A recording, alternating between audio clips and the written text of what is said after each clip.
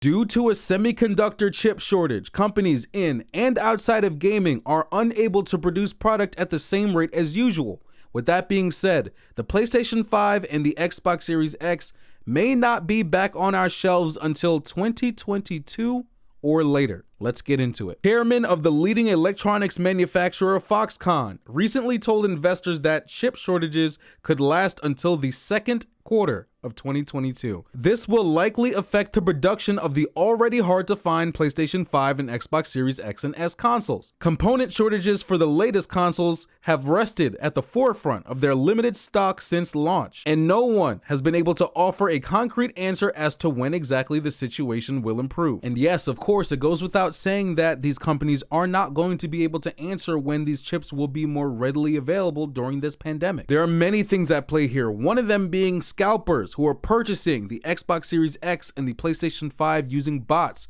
which the bots are used to purchase these consoles faster than the human reaction time, making it so that nobody is able to get these consoles unless you purchase from the scalpers. But also, these semiconductor chips are found in our phones, our gaming consoles, as we said earlier, our computers, our tablets, our laptops, our vehicles. All the while, consumers continue to purchase more and more as the pandemic goes on and people continue to stay at home. So the demand for all of these electronics are extremely high, but the quantity of these chips are limited and they can only produce so much so quickly. In January, the CEO of processing chip manufacturer AMD estimated the tightness of supplies could persist well into the year. Microsoft's head of investor relations, Mike Spencer, later said Xbox Series X and S might remain supply constrained through the month of June. However, recent revelations from tech companies suggest PlayStation and Xbox fans shouldn't get their hopes up just yet. The often secretive Samsung, for instance, has admitted that it may delay the previously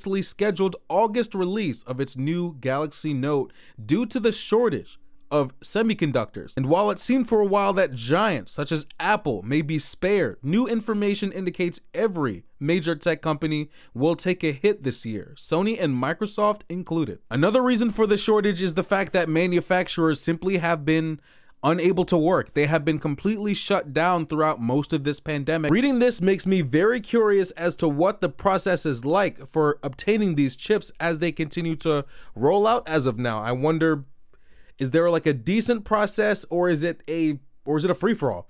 Is Ford, Sony, Microsoft, whatever other car companies and whatever other phone companies, are they at each other's throats to get their hands on these chips and to get as many as possible as quickly as possible? Or is there a process? Is it like, gaming would be considered not as important as purchasing a vehicle, so maybe some car manufacturers have first dibs at these chips as they continue to roll out, and that, I imagine, that would put like gaming at the bottom. The PlayStation 5 and the Xbox Series X would be sort of last in 2022 to get these chips. I'm very curious as to what the process is like. Anyway, guys, let me know how you feel about all this in the comments section. I love you all. And guys, I really do mean that. I know I say that at the end of each video, but you guys have been so incredible. This channel has been growing so fast, and I cannot thank you guys enough. I love talking to you guys in the comments section, and it's just been crazy. Thank you so much for listening to what I, of all people, have to say on this platform. And yeah, I love you all, and I'll see you in the next one. Take care.